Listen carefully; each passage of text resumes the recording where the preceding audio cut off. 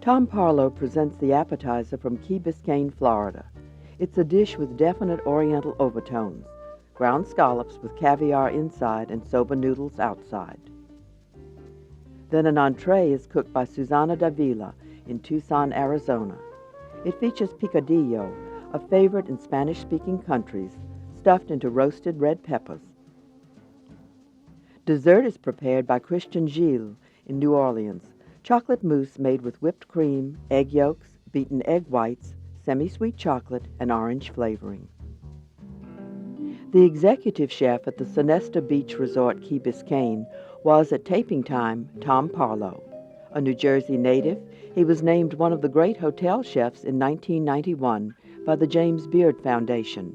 His starter is scalloped sea urchins stuffed with caviar and served with sunflower sprout and seaweed salad. It's very important that the scallops that you use for this dish are what we call in the industry dry scallops. That means that they have no chemicals added to them, which makes them retain water, because if you have excess water in this dish will not be successful. So first we want to grind the scallops.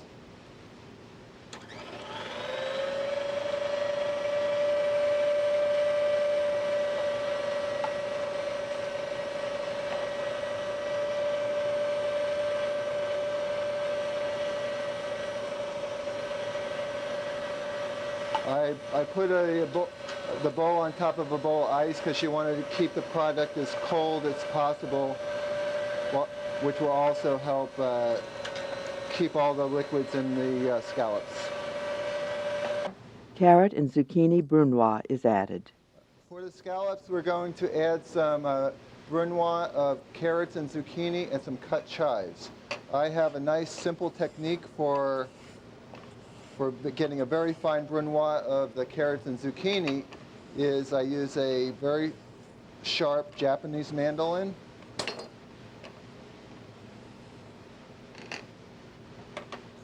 You line everything up together.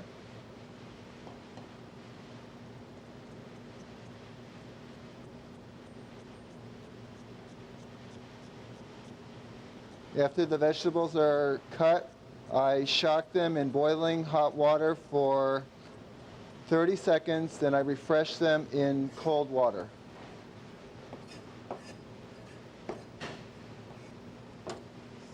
So to the scallop mix, we're going to add the blanched and shocked and dried zucchini and carrots,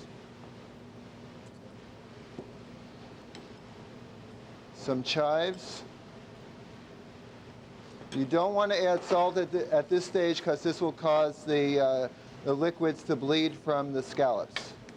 We will add some salt at the end of after the scalloped sea urchin is fried. Also, the caviar has a little amount of salt in there, so that works out great with the scallop. Okay, once you have your mixture there, you don't want to mix it too much. I have a Japanese somen noodle. It's a very fine white flour noodle. We break those into 1-inch pieces.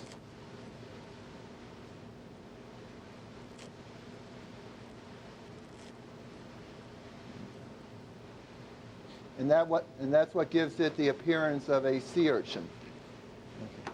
Once you have the scallop mixture ready, you wet your hand a little bit, and you put a scoop of the scallop mix in your hand. You flatten it out, making a little indentation in the center. And the object is you want the caviar to be in the center of the sea urchin, and it's going to be surrounded by the scallop mixture, which is going to be cooked. You add a little on top.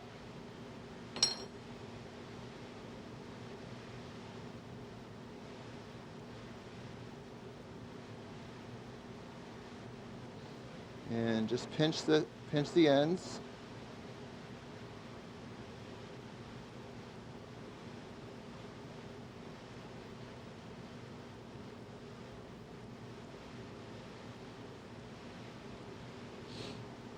Put a little touch more caviar. scallop there.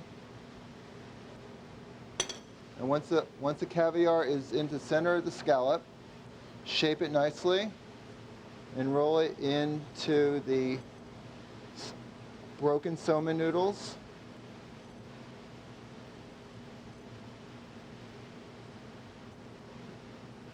Press the noodles a little bit so that they're anchored very good into the scallops. And hold that until you make your salad and your vinaigrette for your service. The salad of this dish is a sunflower sprout and a wakame seaweed salad. And you're going to mix some sunflower sprouts along with a very fine julienne of daikon radish, carrot, beets, and a spoonful of the Japanese seaweed salad.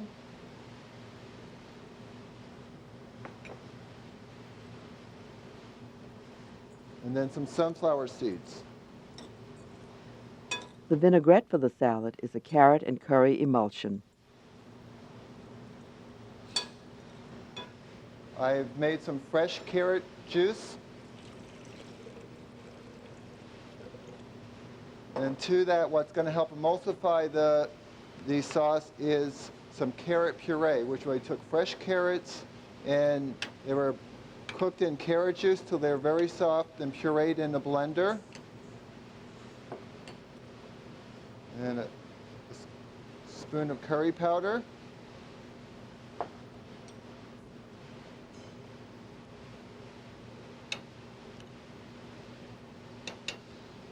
Then fresh minced ginger and rice wine vinegar.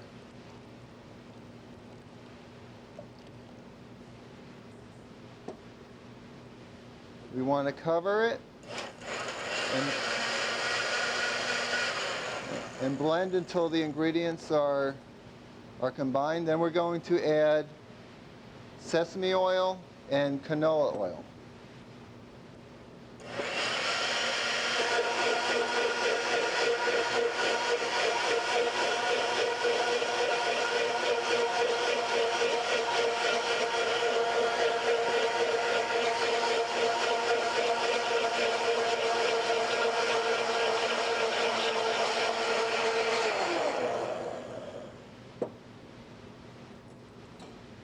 You want to taste it. And if you feel it needs it, you can add some sea salt and blend again. Okay. To cook the scallop, I have heated some canola oil to 325 degrees.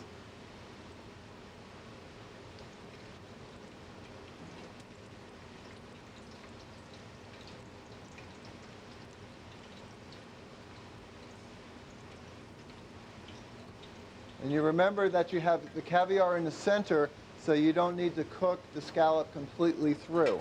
What you're going to do is cook the layer of the scallops and the noodles, and then you're going to have the caviar, which is still hasn't been cooked, and when you bite into that, the caviar is going to flow out.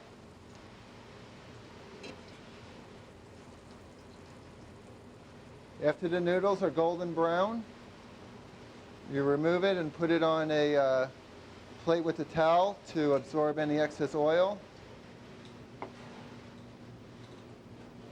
And I season it very lightly with sea salt. I'm using a large scallop shell. And I coated the rim of the scallop shell with lobster roe, black sesame seeds, and a little bit of chopped dill. And we want to make a nice little nest for the urchin to sit in with the sunflower and seaweed salad. We're going to place the sea urchin right on top. We're going to spoon the carrot and the curry emulsion around on the salad.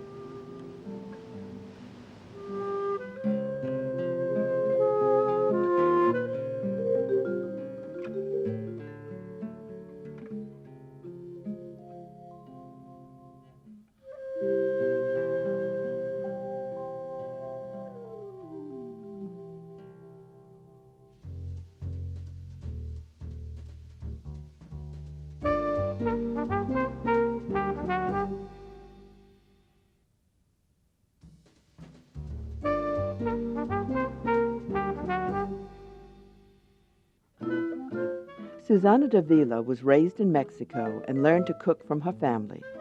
She is an ebullient self-taught cook who is chef owner of Cafe Poca Cosa in Tucson. It opened as a breakfast-lunch operation in 1985, but has since bloomed into a hit. Her entree is roasted red bell pepper stuffed with picadillo. And today we will be preparing picadillo de pollo, and I'm going to do it in a stuffed pepper. So it's in a roasted red bell pepper, and we're going to stuff it with a picadillo. The picadillo is going to be of chicken today. Sometimes we do it with beef or pork. Today will be with chicken. So what we'll do first, and put a little bit of olive oil in here, and then we'll do some onions. Put some onions in there. We will be using green olives, some raisins, some garlic, pinch of oregano, bay leaf, tomatoes, scallions here, and lots of cilantro. And here I'm roasting the chilies. They are going to be used for the stuffed pepper. Put some scallions in there as well. A lot of that.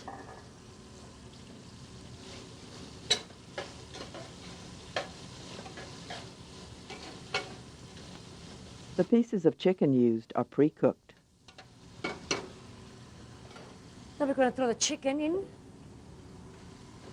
pieces. Once it's cooked, then it's in chunks of pieces in there.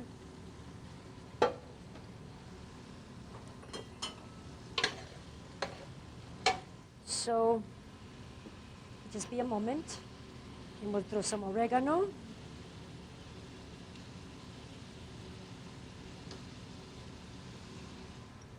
And a pinch of salt, and that's the taste. There we go. A little bit of your bay leaves. Lots of them, right here.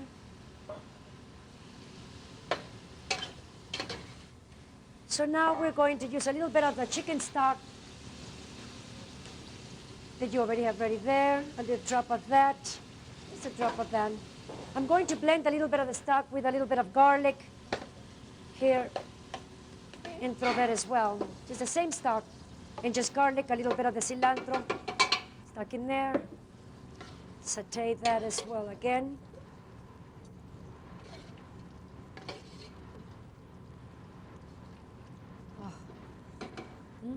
Oh. Now we're going to throw some raisins. Plenty of raisins in there. Some green olives.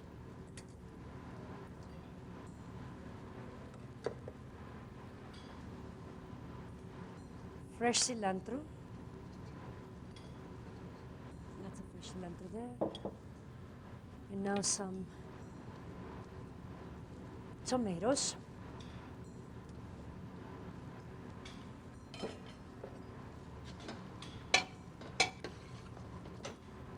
And we'll throw some cloves of garlic.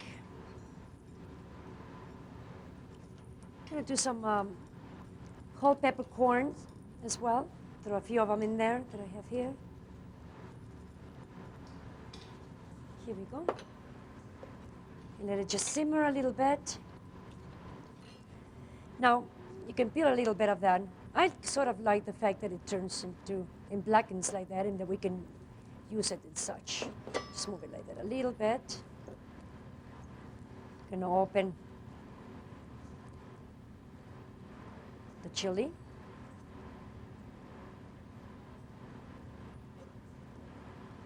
Such.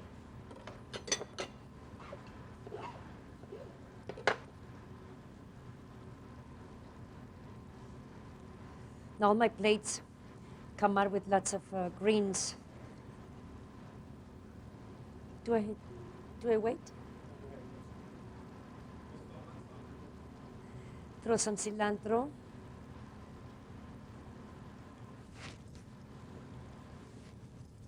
This wonderful chicken that we've been cooking. And put it inside your pepper. Such. Ya no.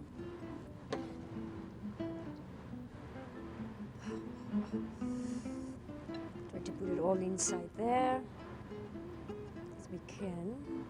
You put lots of the broth over that.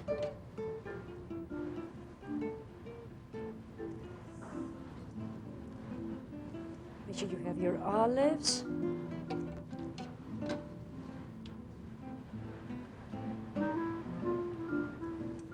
Your onions and everything there.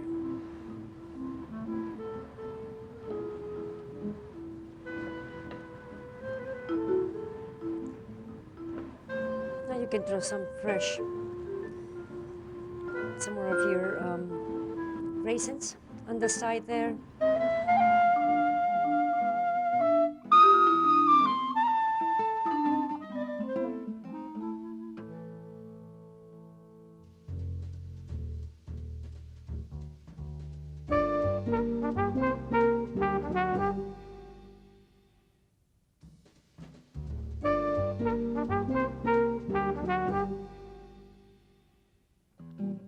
At taping time, the executive chef at the Westin Canal Place in New Orleans was Christian Gille. He's a Frenchman with all of the requisite skills that a culinary career in that country implies. He says that eating is one of the great measures of a culture and people. Here is his orange chocolate mousse. So now what we'd like to prepare in front of you is the chocolate-orange mousse. And it's absolutely delicious, and it's a little bit different than the regular chocolate mousse or what we can find mostly everywhere. And to begin in that, I have of course a mixer here, so I make an addition of whipping cream here, and I would like to beat that until the cream is very firm. So probably we have to make some noise. Take off, and you can see it's very firm. 3 egg yolks are then beaten.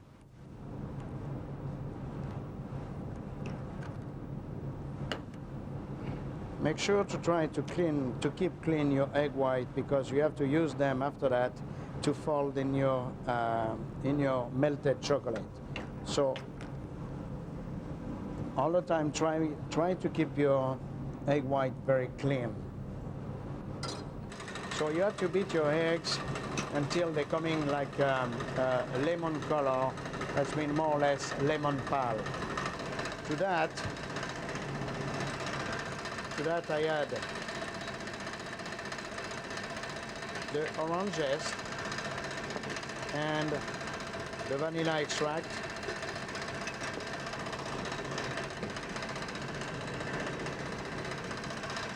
And I keep turning that at least for 10 more minutes. Then,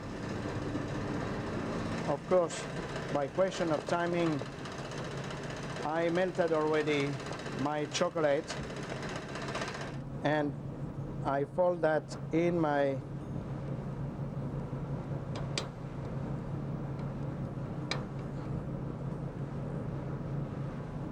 chocolate.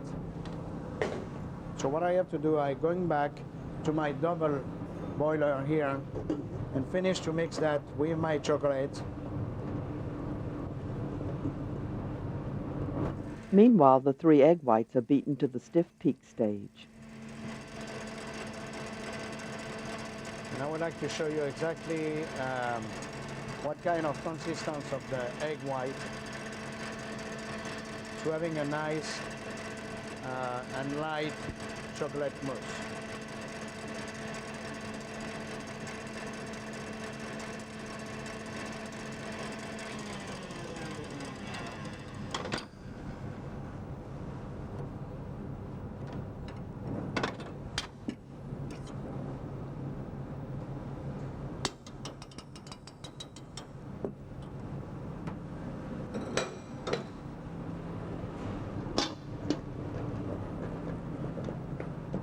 So I bring my cream here, and my egg white,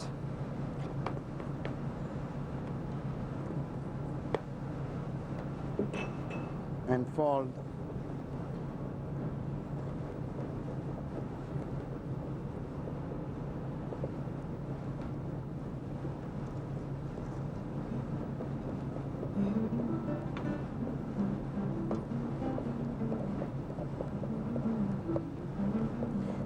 usually before we do that, we need to set on the side in a refrigerator at least for 4 hours before we fold down in